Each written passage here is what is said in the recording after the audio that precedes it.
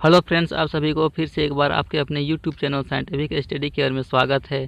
Friends, आज हम सभी इस वीडियो में विज्ञान के एक महत्वपूर्ण टॉपिक आविष्कार एवं आविष्कारक के बारे में देखेंगे। फ्रेंड्स, इस वीडियो में हम लोग जेएसएससी सीजीएल 2022 में आयोजित होने वाले परीक्षा तथा उत्पाद सिपाही और अन्य प्रकार की प्रतियोगिता परीक्षा में पूछे जाने वाले खोज एवं आविष्कारक से संबंधित महत्वपूर्ण प्रश्न को देखेंगे।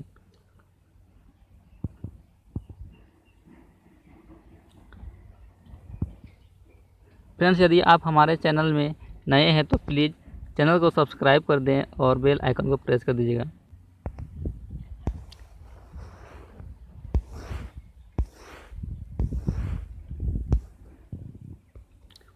फ्रेंड्स, आज का पहला प्रश्न है, मशीन गन का आविष्कार किसने किया था? फ्रेंड, प्रश्न पूछ रहा है कि मशीन गन का आविष्कार किसने किया था। तो पहला ऑप्शन है J.L. बेयर्ड द्वारा, दूसरा ऑप्शन है जी ब्राउसर द्वारा, तीसरा ऑप्शन है कार्ल बेंज द्वारा और चौथा ऑप्शन है जेम्स पकल द्वारा। तो फ्रेंड्स, इसका सही उत्तर हो जाएगा जेम्स पकल द्वारा। मशीन गन का खोज जेम्स पकल द्वारा किया गया था। जेम्स पकल 1667 ईस्वी से 1724 ईस्वी का एक अंग्रेज आविष्कारक, वकील और लेखक थे। 1718 ईस्वी में इन्होंने एक बहुत शॉर्ट गन का आविष्कार किया जिसे मशीन गन कहा जाता है, इसलिए इन्हें मशीन गन का पिता कहते हैं। J.L. बेयर्ड ने टेलीविज़न और कार्ल बेंज ने पेट्रोल चालित कार का आविष्कार किया था।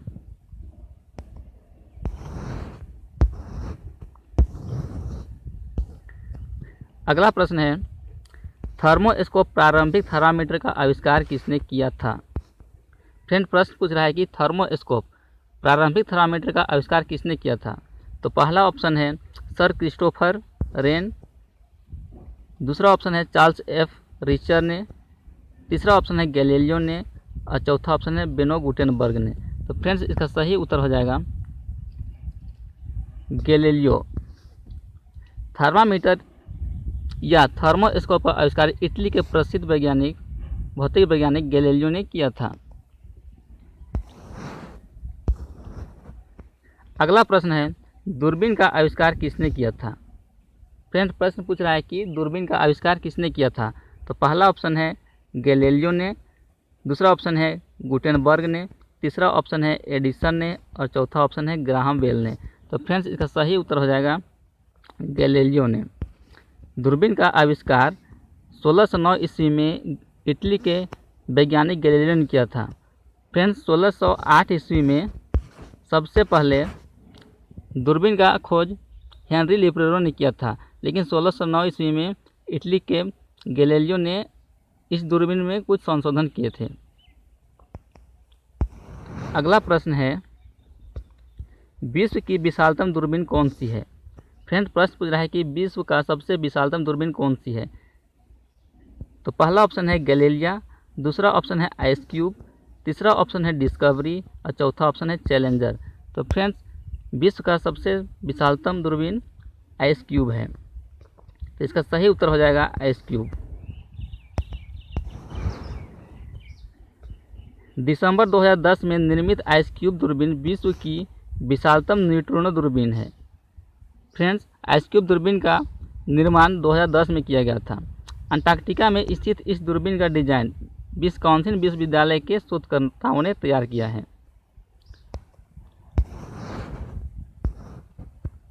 अगला प्रश्न है, विल्हेम रोंटेंजन ने आविष्कार किया था। फ्रेंड, प्रश्न पूछ रहा है कि विल्हेम रोंटेंजन ने किसका आविष्कार किया था। तो पहला ऑप्शन है रेडियो का, दूसरा ऑप्शन है एक्सरे मशीन का, तीसरा ऑप्शन है विद्युत बल्ब का और चौथा ऑप्शन है विद्युत मोटर का।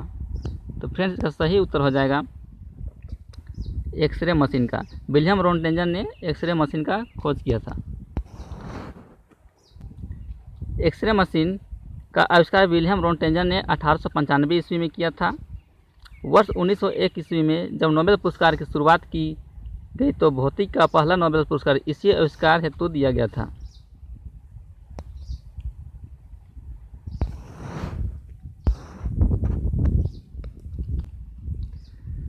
अगला प्रश्न है, निम्नलिखित वैज्ञानिकों में से कौन अपने बेटे के साथ भौतिकी के नोबेल पुरस्कार का सह विजेता था। फ्रेंड्स, प्रश्न पूछ रहा है कि कौन ऐसे वैज्ञानिक हैं जिन्होंने अपने बेटे के साथ नोबेल पुरस्कार का सह विजेता थे। तो पहला ऑप्शन है मैक्स प्लांक, दूसरा ऑप्शन है अल्बर्ट आइंस्टीन, तीसरा ऑप्शन है विलियम हेनरी ब्रैग, चौथा ऑप्शन है हेनरी को फर्मी ने। तो फ्रेंड्स, इसका सही उत्तर हो जाएगा विलियम हेनरी ब्रैग।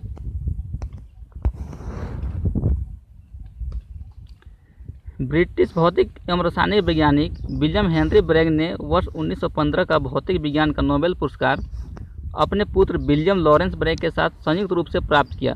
अपने पुत्र के सहयोग से उन्होंने एक्सरे स्पेक्ट्रोमीटर का विकास किया तथा इस यंत्र की सहायता से परमाणु और क्रिस्टलों के विन्यास को स्पष्ट किया था।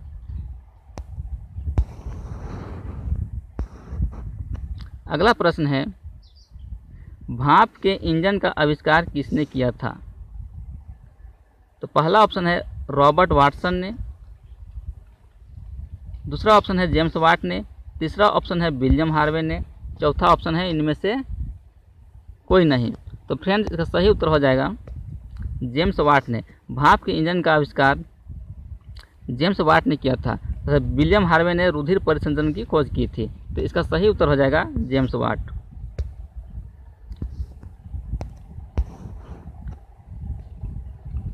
(1698) ईस्वी में थॉमसन सेवरी ने पहले क्रियात्मक भाप चालित इंजनों का निर्माण किया था। 1712 ईस्वी में थॉमस न्यूकोमन ने पहले व्यावसायिक भाप के इंजन का निर्माण किया। दोनों ही इंजन खदानों से पानी निकालने में प्रयुक्त हुए।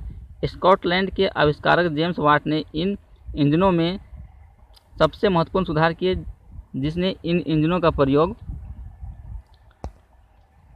किया गया था। तो फ्रेंड कहता है कि 1698 ईस्वी में थॉमसन सेवरी ने सबसे पहले क्रियात्मक भाप चालित इंजन का निर्माण किया था और 1712 ईस्वी में थॉमसन न्यूकोमन ने सबसे पहले व्यावसायिक भाप के इंजन का निर्माण किया। दोनों ही इंजन खदानों से पानी निकालने में प्रयुक्त हुए। स्कॉटलैंड के आविष्कारक जेम्स वाट ने इन इंजनों में सबसे महत्वपूर्ण सुधार किए, जिससे इन इंजनों का प्रयोग किया। तो इसका राइट आंसर हो जाएगा जेम्स वाट। अगला प्रश्न है, गैस इंजन की खोज किसने किया था। तो पहला ऑप्शन है रुडोल्फ डीजल, दूसरा ऑप्शन है डेवी ने, तीसरा ऑप्शन है डैम्लर ने और चौथा ऑप्शन है चार्ल्स ने। तो फ्रेंड्स, इसका सही उत्तर हो जाएगा डैम्लर ने। फ्रेंड्स, गैस इंजन का खोज डैम्लर ने किया था। डीजल इंजन की खोज रुडोल्फ डीजल ने 1895 ईस्वी में की तथा सेफ्टी लैंप की खोज डेवी ने की। कार्बोरेटर की खोज जर्मनी के जी डैम्लर ने 1876 में की। गैस इंजन की खोज भी डैम्लर ने ही की थी। तो फ्रेंड्स, 1895 ईस्वी में सेफ्टी लैंप की खोज डेवी ने की तथा कार्बोरेटर और गैस इंजन की खोज डैम्लर ने ही किया था। अगला प्रश्न है, फाउंटेन पेन का आविष्कार किसने किया था। फ्रेंड, प्रश्न पूछ रहा है कि फाउंटेन पेन का खोज किसने किया था। तो पहला ऑप्शन है वाटरमैन, दूसरा ऑप्शन है पार्कर, तीसरा ऑप्शन है चेल पार्क और चौथा ऑप्शन है सेफर। तो फ्रेंड्स, इसका सही उत्तर हो जाएगा वाटरमैन। फाउंटेन पेन का आविष्कार वाटरमैन ने किया था। फाउंटेन पेन का आविष्कार लेविस एडिसन वाटरमैन ने 1883 ईस्वी में न्यूयॉर्क शहर में किया था। फ्रेंड्स, फाउंटेन पेन का आविष्कार लेविस एडिसन वाटरमैन ने 1883 ईस्वी में न्यूयॉर्क में किया था तथा वाटरमैन अपने इस उत्पाद का पेटेंट 1884 ईस्वी में कराया था।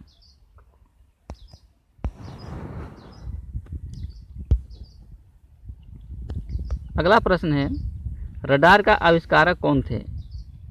तो पहला ऑप्शन है रॉबर्ट वाटसन, दूसरा ऑप्शन है फ्लेमिंग, तीसरा ऑप्शन है बुशवाल्ड, चौथा ऑप्शन है ऑस्टिन। तो फ्रेंड्स, इसका सही उत्तर हो जाएगा रॉबर्ट वाटसन। रडार का आविष्कारक रॉबर्ट वाटसन थे।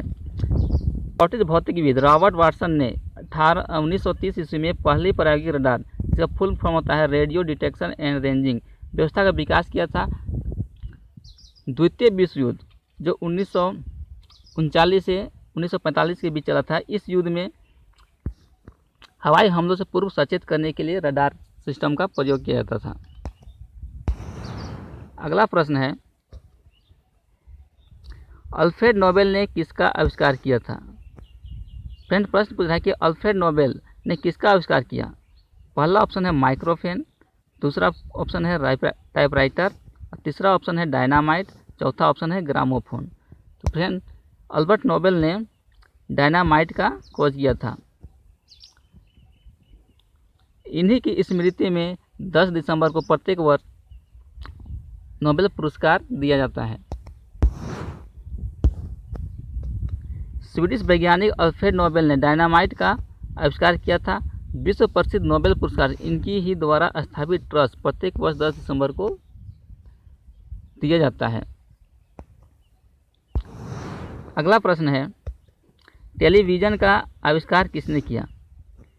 पहला ऑप्शन है एडिसन, दूसरा ऑप्शन है गैलीलियो, तीसरा ऑप्शन है जे.एल. बेयर्ड, चौथा ऑप्शन है फ्रैंकलिन ने। तो फ्रेंड्स इसका सही उत्तर हो जाएगा जे.एल. बेयर्ड ने। एडिसन ने बल्ब का आविष्कार किया था, गैलीलियो ने दूरबीन का आविष्कार किया था तथा बेंजामिन फ्रैंकलिन ने त्वरित चालक का आविष्कार किया था। तो इसका राइट आंसर हो जाएगा जे.एल. बेयर्ड। टेलीविज़न का आविष्कार जे.एल. बेयर्ड ने 1926 ईस्वी में ब्रिटेन में किया था। एडिसन ने विद्युत बल्ब और फ्रैंकलिन ने त्वरित चालक की खोज की थी। नेक्स्ट प्रश्न है, निम्न में से किसने लेजर का आविष्कार किया? फ्रेंड प्रश्न पूछ रहा है कि इनमें से किसने लेजर बीम का आविष्कार किया था? तो पहला ऑप्शन है थियोडर मैमन ने, दूसरा ऑप्शन है डेनिस पेपिन ने, तीसरा ऑप्शन है विलियम मार्टम ने, चौथा ऑप्शन है फ्रांसिस क्रिक ने। तो फ्रेंड्स इसका सही उत्तर हो जाएगा थियोडर मैमन ने। लेजर का आविष्कार थियोडर मैमन ने किया था।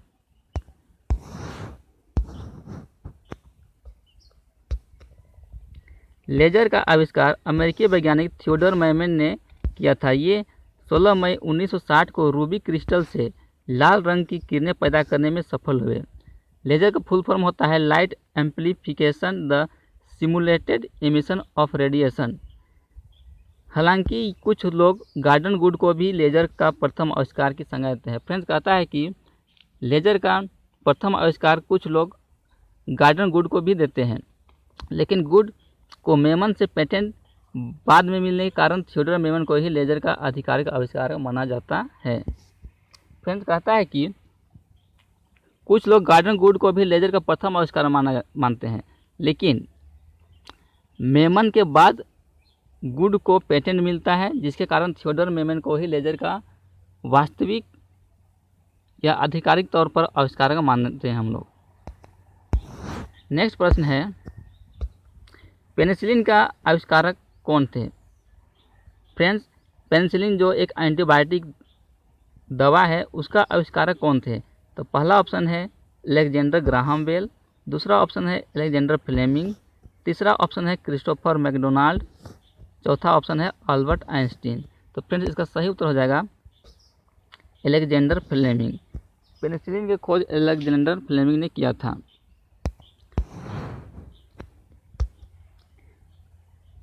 पेनिसिलिन एंटीबायोटिक का एक समूह है जिसकी व्युत्पत्ति पेनिसिलियम कवक से हुई है।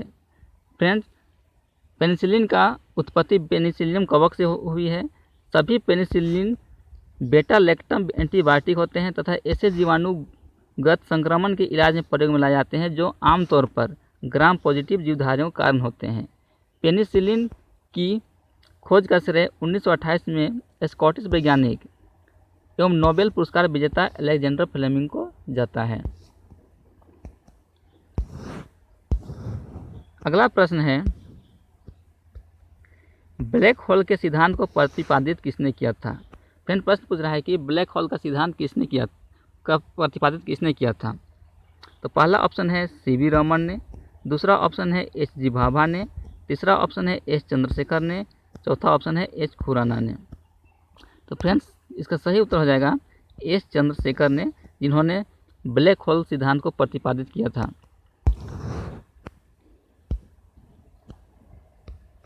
ब्लैक होल एक ऐसा गोलीय क्षेत्र है जिसका गुरुत्वाकर्षण क्षेत्र इतना शक्तिशाली होता है कि प्रकाश सहित कुछ भी इसके खिंचाव से बच नहीं सकता। भारतीय अमेरिकी खगोलविद एस चंद्रशेखर सीमा यानी चंद्रशेखर लिमिट इस सिद्धांत को प्रतिपादित करने के लिए प्रसिद्ध है। उनके सिद्धांत के अनुसार सफ़ेद बौने तारे एक निश्चित द्रव्यमान प्राप्त करने के बाद अपने भार में और भी वृद्धि नहीं कर सकते, अतः वे ब्लैक होल बन जाते हैं। उन्होंने बताया कि जिन तारों का द्रव्यमान 1.44 गुना अधिक हो जाता है वह अंततः सिकुड़ कर बहुत भारी हो जाते हैं। इस योगदान के लिए उन्हें वर्ष 1983 में भौतिकी के नोबेल पुरस्कार से सम्मानित किया तथा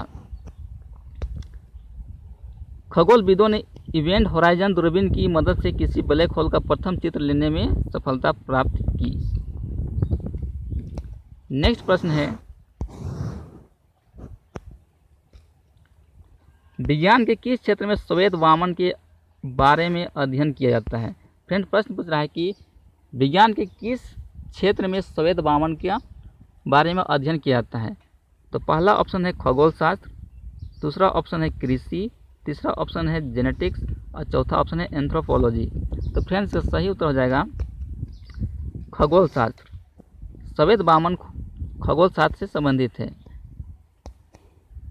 जिसके बारे में पिछले प्रश्न में हम लोग ने अध्ययन किया।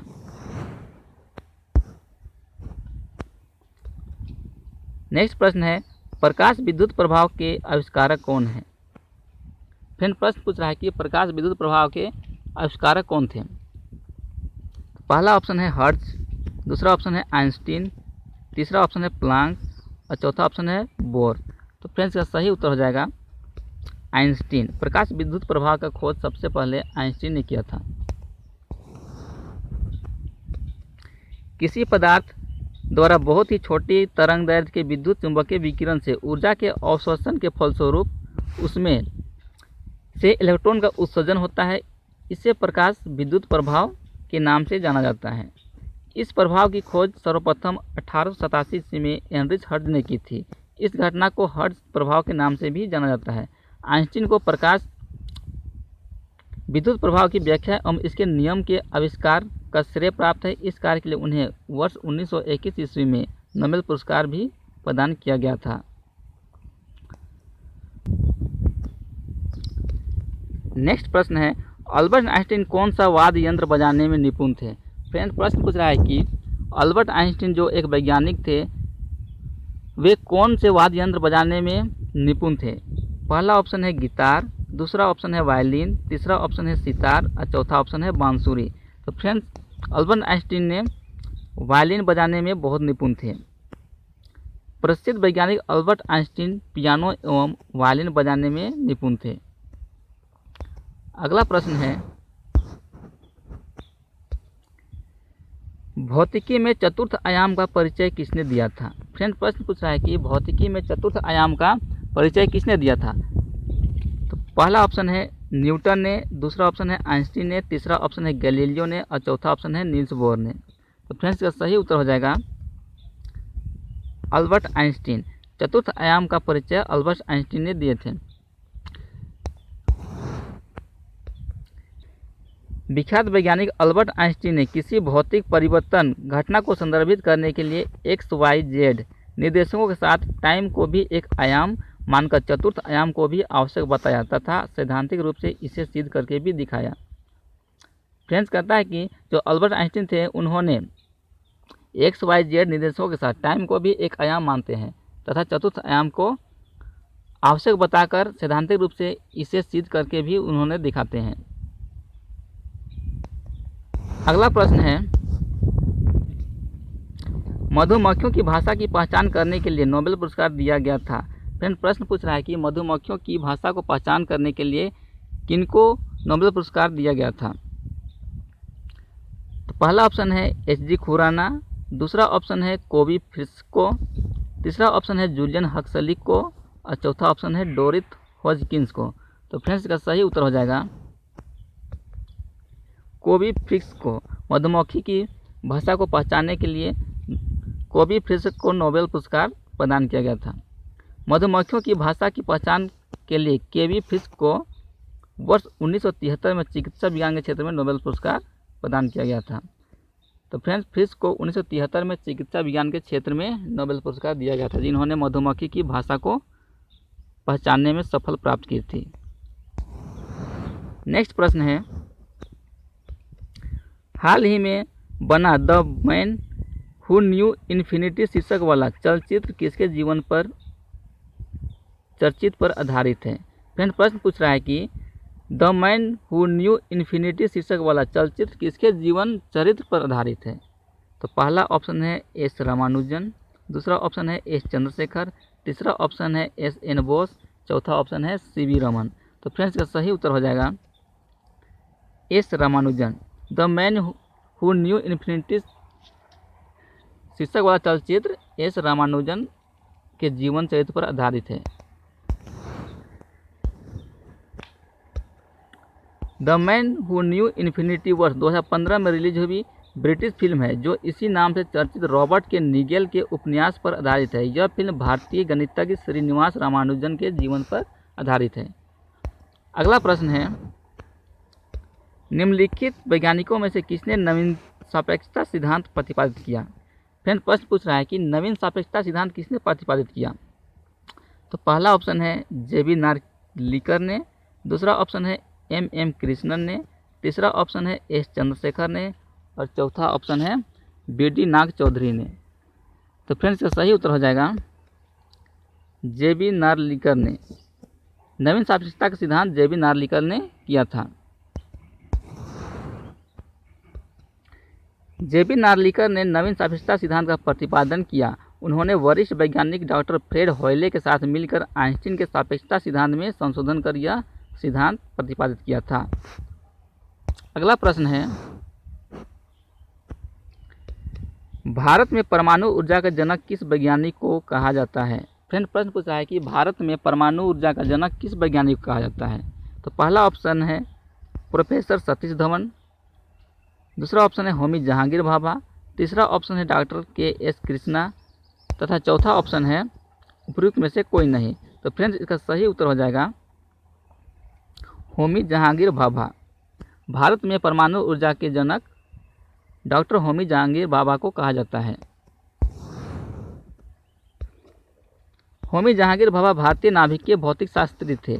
इन्होंने भारत के परमाणु ऊर्जा कार्यक्रम के विकास में महत्वपूर्ण योगदान दिया। इन्हें भारत का परमाणु ऊर्जा कार्यक्रम का जनक माना जाता है। अगला प्रश्न है, स्टीफन हॉकिंग एक हैं पियानो वादक, गिटार वादक, वैज्ञानिक हैं या अमेरिकी राजनीतिक हैं। तो फ्रेंड्स इसका सही उत्तर हो जाएगा एक वैज्ञानिक हैं। स्टीफन हॉकिंग एक ब्रिटेनिक वैज्ञानिक हैं। स्टीफन हॉकिंग एक विश्व प्रसिद्ध ब्रितानी भौतिक शास्त्री थे। मोटर न्यूरॉन बीमारी से पीड़ित होने के बावजूद उन्हें ब्रह्मांड विज्ञान कोश में मौजूद के क्षेत्र में उनके अभूतपूर्व योगदान के लिए जाना जाता है। 14 मार्च 2018 का इनका निधन हो गया। तो फ्रेंड्स कहता है कि स्टीफन हॉकिंग एक ब्रितानी भौतिक शास्त्री थे जिनका निधन 14 मार्च 2018 को मोटर न्यूरॉन बीमारी नामक बीमारी से हो गया, जिन्होंने ब्रह्मांड विज्ञान खोज मूलोदी के क्षेत्र में उनके अभूतपूर्व योगदान के लिए जाना जाता है। अगला प्रश्न है, निम्नलिखित वैज्ञानिकों में से किसने भौतिक विज्ञान और जीव विज्ञान दोनों विषयों में अनुसंधान किया। फ्रेंड प्रश्न पूछ रहा है कि इनमें से कौन से ऐसे वैज्ञानिक हैं जिन्होंने भौतिक विज्ञान तथा जीव विज्ञान दोनों विषयों में अनुसंधान किए थे। तो पहला ऑप्शन है जगदीश चंद्र बसु, दूसरा ऑप्शन है डॉक्टर हरगोविंद खुराना, तीसरा ऑप्शन है डॉक्टर सीवी रमन और चौथा ऑप्शन है डॉक्टर जहांगीर होमी भाभा। तो फ्रेंड्स इसका सही उत्तर हो जाएगा जगदीश चंद्र बसु। जगदीश चंद्र बसु भारत के प्रख्यात भौतिकविद, जीव विज्ञान एवं वनस्पति विज्ञान थे। इन्होंने रेडियो एवं माइक्रोवेव सिग्नल के विषय में अनुसंधान के साथ वनस्पति विज्ञान के क्षेत्र में भी महत्वपूर्ण योगदान दिया। इन्होंने विभिन्न उद्दीपनों के विरुद्ध पौधों की प्रतिक्रिया मापने के लिए क्रिस्टोफर नामक यंत्र का आविष्कार भी किया था। तो फ्रेंड्स कहता है कि क्रिस्टोफर नामक जो पौधों की प्रतिक्रिया मापने के लिए यूज किया जाता है वो यंत्र का भी खोज जगदीश चंद्र बोस ने ही किया था।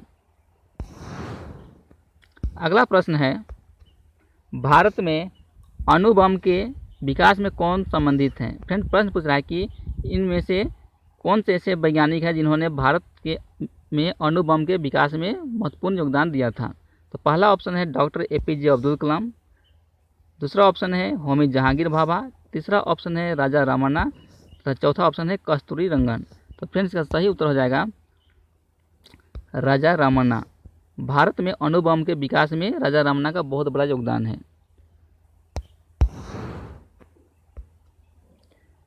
भौतिक विज्ञानी डॉक्टर राजा रामन्ना वर्ष 1974 में भारत के प्रथम परमाणु परीक्षण के मुख्य सूत्रधार रहे। वह विखंडन भौतिकी के विकास से संबंधित विभागों एटॉमिक रिसर्च सेंटर के निदेशक एवं परमाणु ऊर्जा आयोग के अध्यक्ष भी थे। इनका 24 सितंबर 2004 को मुंबई में निधन हो गया। अगला प्रश्न है, डॉक्टर हरगोविंद खुराना को किस आविष्कार के लिए सम्मानित किया गया।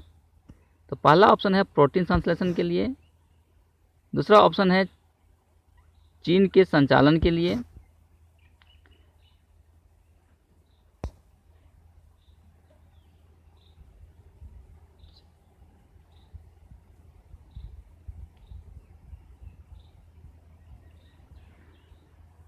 फ्रेंड्स अगला प्रश्न है, डॉक्टर हरगोविंद खुराना को किस आविष्कार के लिए सम्मानित किया गया।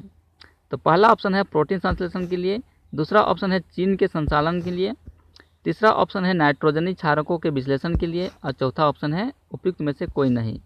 तो फ्रेंड्स, इसका सही उत्तर हो जाएगा प्रोटीन के संश्लेषण के लिए।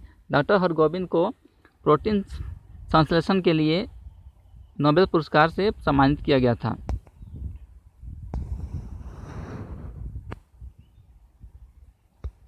डॉक्टर हरगोविंद खुराना वर्ष 1968 में शरीर विज्ञान या चिकित्सा के क्षेत्र में मार्शल W नीरेगबर्ग और रॉबर्ट W होली के साथ नोबेल पुरस्कार से सम्मानित किया गया था।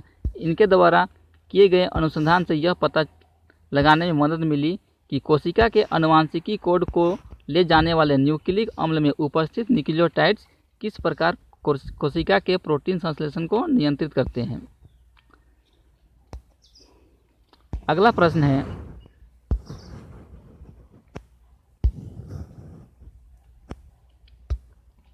ऊष्मीय आयनन सिद्धांत एक महत्वपूर्ण दिन है।